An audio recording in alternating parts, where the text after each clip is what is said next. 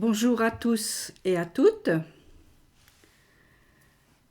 Job, au milieu des ruines de sa vie, qu'il a menée avec toute la droiture dont il était capable, fait un bilan de tout ce que l'homme peut réaliser. Puis il arrive à un mur qui lui fait dire « Le mineur porte la main sur le granit et il remue les montagnes jusqu'à leurs racines. Il perce des galeries à travers les roches et son œil contemple les plus rares richesses. Il aveugle les voies d'eau pour empêcher les infiltrations et amène au jour ce qui était caché. Mais la sagesse, où la trouver? Où est le siège de la raison? Dans le livre des Proverbes de Salomon, la sagesse se présente. L'Éternel me créa au début de son action, antérieurement à ses œuvres, dès l'origine des choses. Dès les temps antiques, je fus formé, tout au commencement, bien avant la naissance de la terre. Et plus loin, la sagesse dit encore. Alors j'étais à ses côtés, habile ouvrière, dans un enchantement perpétuel, goûtant en sa présence des joies sans fin. M'égayant sur son globe terrestre et faisant mes délices des fils de l'homme. Dans l'imagerie populaire, la sagesse est figurée évidemment par un vieux monsieur avec une longue barbe blanche, assis sur son trône, le visage impassible.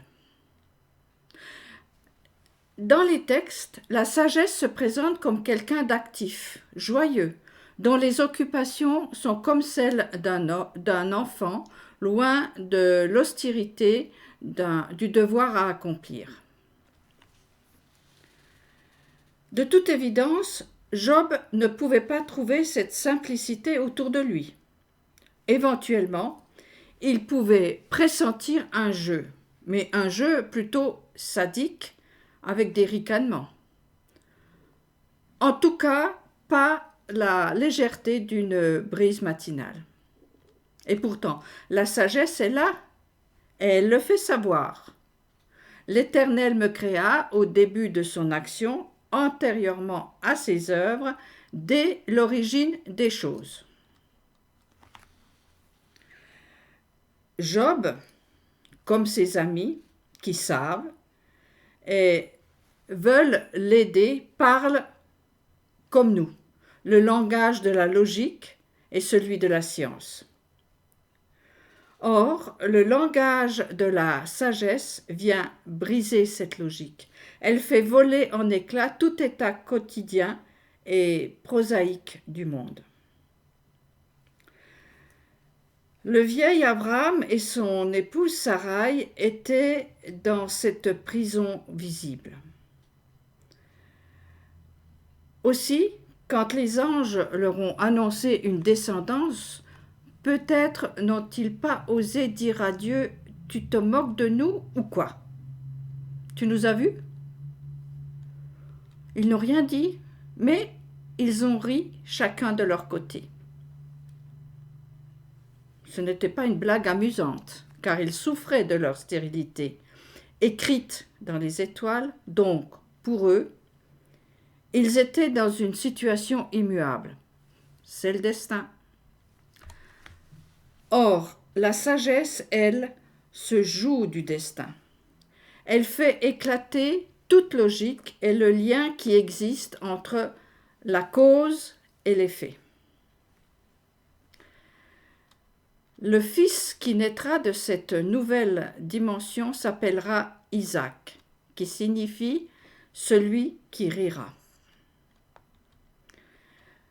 Le fils d'Abraham et de Sarah rira dans le futur.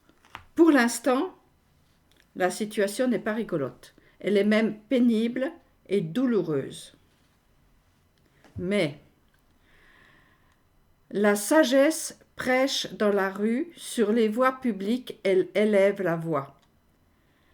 Elle appelle à elle au milieu des bruyants carrefours, à l'entrée des portes. En pleine ville, elle fait entendre ses discours. Jusqu'à quand, niais, aimerez-vous la sottise? Et vous, persifleur, aurez-vous du goût pour la moquerie?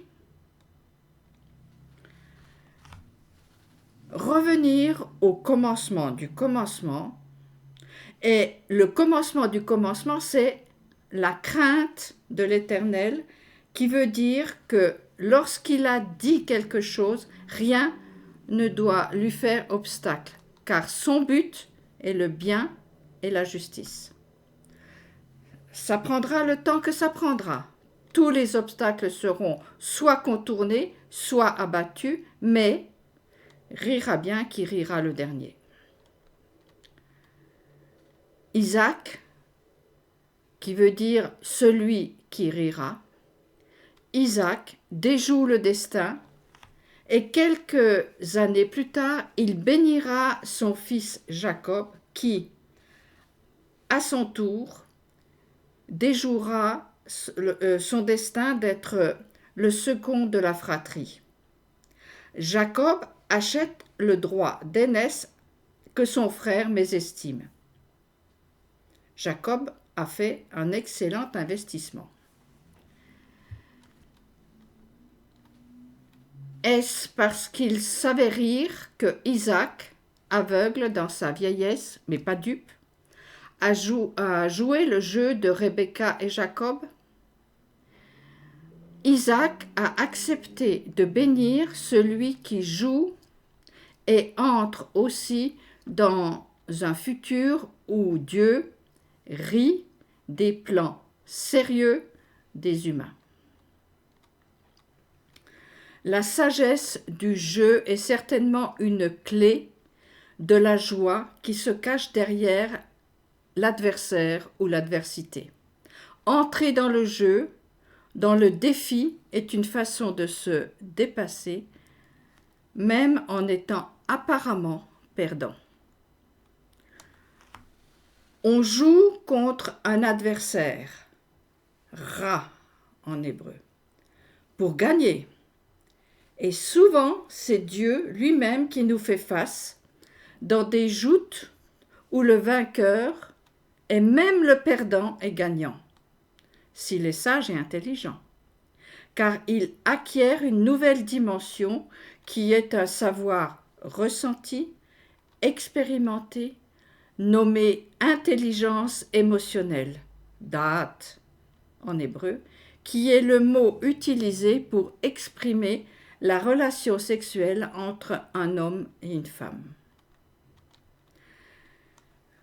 Nous sommes loin du sage au visage long comme un jour sans pain. Marc Alain Waknin dit de la sagesse, qui se prononce Chorma en hébreu, la Chorma ouvre au lieu de fermer, interroge au lieu de prouver, exprime une question au lieu de vouloir posséder. La sagesse introduit du jeu entre des protagonistes, elle introduit un entre-deux où du nouveau peut se jouer et empêcher de tomber dans un tout monolithique étouffant. Job étouffe dans l'épreuve qu'il traverse.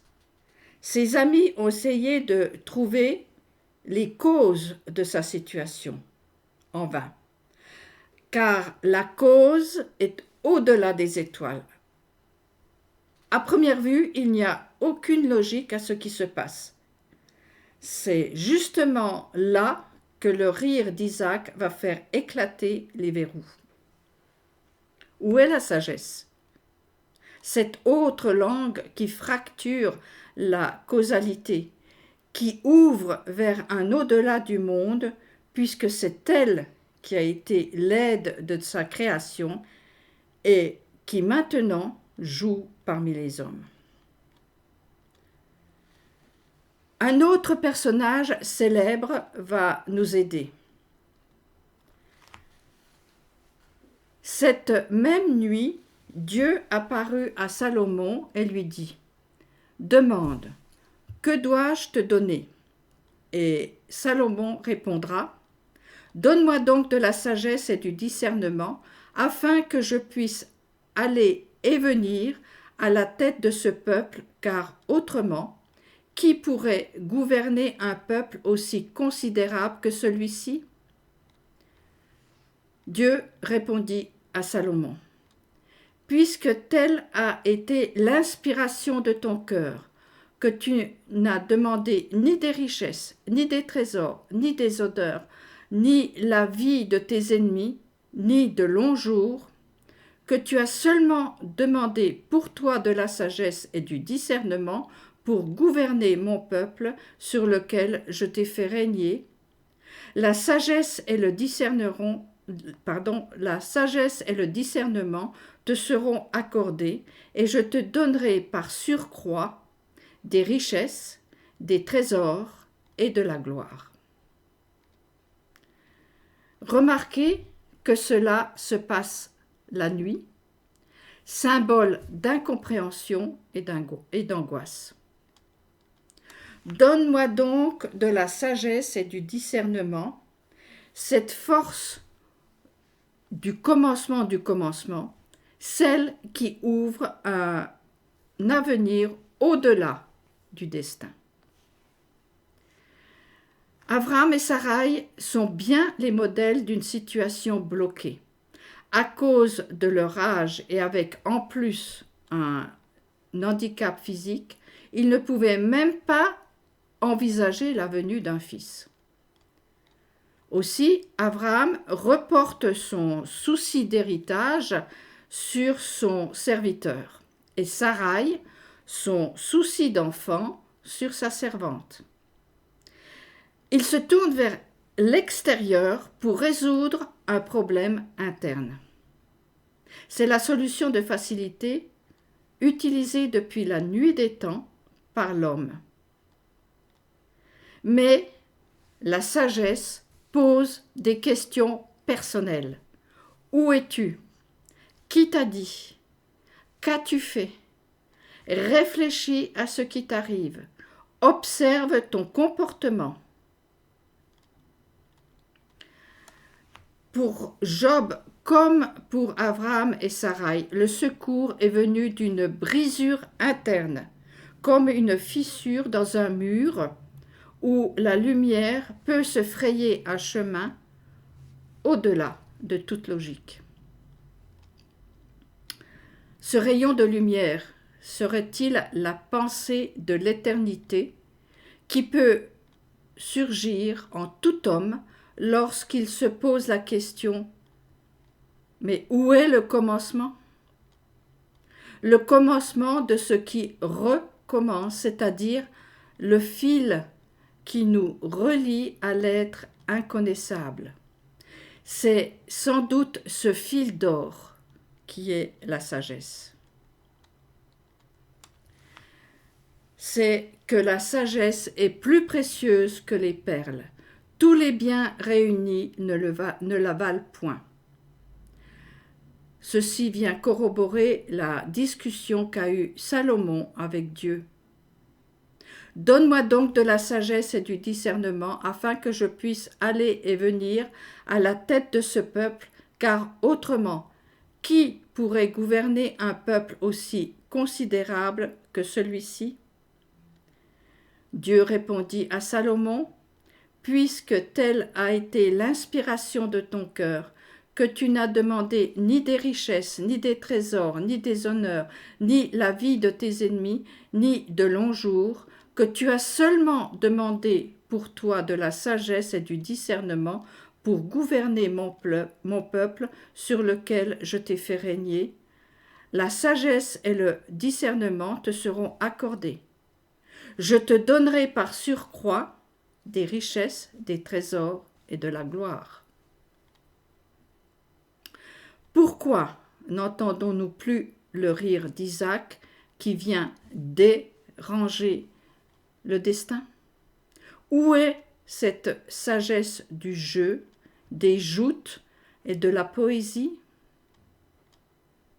bonne réflexion et à bientôt.